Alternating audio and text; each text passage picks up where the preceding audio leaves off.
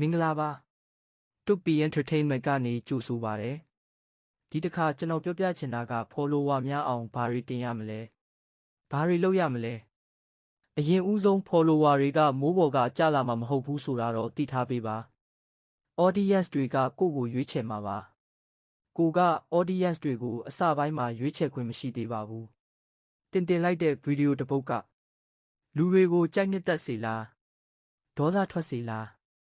ရီစရာဖြစ်နေလားဆဲကျင်စရာဖြစ်နေလားဝမ်းနည်းစေလားဒီထဲကတစ်ခုမှမဟုတ်ပဲတင့်ဗီဒီယိုကိုကြော်သွားလိုက်ပြီဆိုရင်တင်ထက်စူးစမ်းဖို့လိုအပ်နေပါပြီ audience တွေရဲ့တုံ့ပြန်မှုတစ်ခုခုကိုရမှသာတင်လဲနောက်ထပ်ခြေလှမ်းတွေအတွက်အားရှိမှာပါအလွယ်ကူဆုံး follower များစေနိုင်တဲ့ဗီဒီယိုအမျိုးအစားတွေကတရုတ်ဘာသာပြန်ဗီဒီယိုအတူများ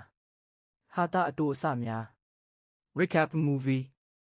AI ဗီဒီယိုအတူအစများဘယ်လိုတင်ရမလဲဆိုရင် hashtag ကိုတေချာလေးသုံးပါ comment တွေကို reply ပြန်ပါအချိန်စရာနဲ့တင်ပါတရက်တစ်ပုဒ်တော့အနည်းဆုံးတင်ပါနောက်ဗီဒီယိုမှာရှောင်ရံတွေပြောပြပေးသွားပါမယ်